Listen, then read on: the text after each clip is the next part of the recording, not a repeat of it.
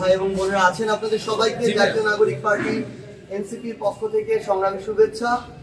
আমরা আজকে ঠাকুরগাঁও জেলা আহ্বায়ক কমিটির সাথে পরিচিতি সভা এবং সাংগঠনিক দিক নির্দেশনামূলক সভা করতে এসেছি। এখানে আমরা জেলা আহ্বায়ক কমিটির 101 সদস্য যারা রয়েছেন তাদের সাথে আমরা সামগ্রিক বিষয়ে কথা বলেছি। কারণ ফেব্রুয়ারির প্রথমার্ধে যদি নির্বাচন হয় তাহলে আমরা মনে করি এই ডিসেম্বর মাসের মধ্যেই ঠাকুরগাঁও জেলার প্রত্যেকটি উপজেলা, থানা এবং ইউনিয়ন পর্যায় পর্যন্ত আমাদের আহ্বায়ক কমিটি করতে হবে এবং তাদেরকে স্পষ্ট দিক নির্দেশনা দেওয়া হয়েছে।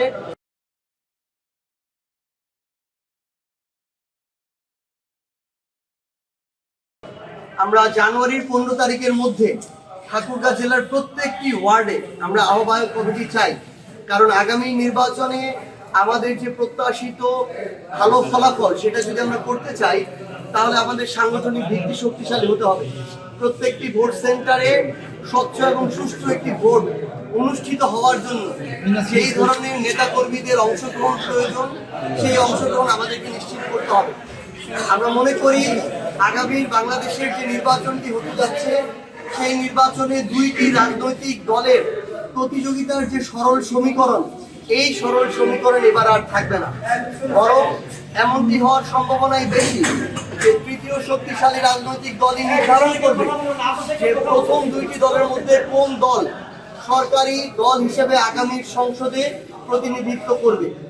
পাশাপাশি আমরা এটাও মনে করি যে এনসিপি তাদের জায়গা থেকে যখন দেখছে যে মধ্যম পন্থার একটি শক্তিশালী রাজনৈতিক দলের বাংলাদেশের শূন্যতা তৈরি হয়েছে, সেই জায়গায় কিন্তু বাংলাদেশের সংস্কারের পক্ষে যারা আছেন সেই ধরনের মধ্যম পন্থার, বাংলাদেশ পন্থার রাজনৈতিক দলগুলোকে নিয়ে আমরা একটি গণতান্ত্রিক সংস্কার জোট গঠন করেছি, যেখানে আমার বাংলাদেশ পার্টি এবং রাষ্ট্র সংস্কার আন্দোলন এই তিনটি রাজনৈতিক দল তারা ইতিমধ্যেই জোট গঠন করেছে এবং আমরা আশা করছি আজকে কালকের মধ্যে আরো একাধিক রাজনৈতিক দল আমরা এই গণতান্ত্রিক সংস্কার জোটে দেখতে পাবো।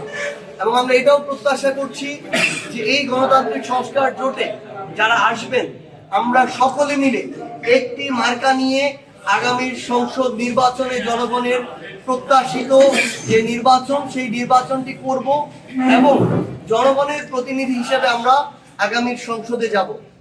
আমরা মনে করছি যে বাংলাদেশের জনগণ এবার আর গতানুগতিক কোন দল, মার্কা বা ব্যক্তির উপরে তাদের যে অন্ধ সমর্থন সেটা আর থাকবে না। আমরা দেখছি মাঠে পরিস্থিতি এখন পাল্টে গিয়েছে।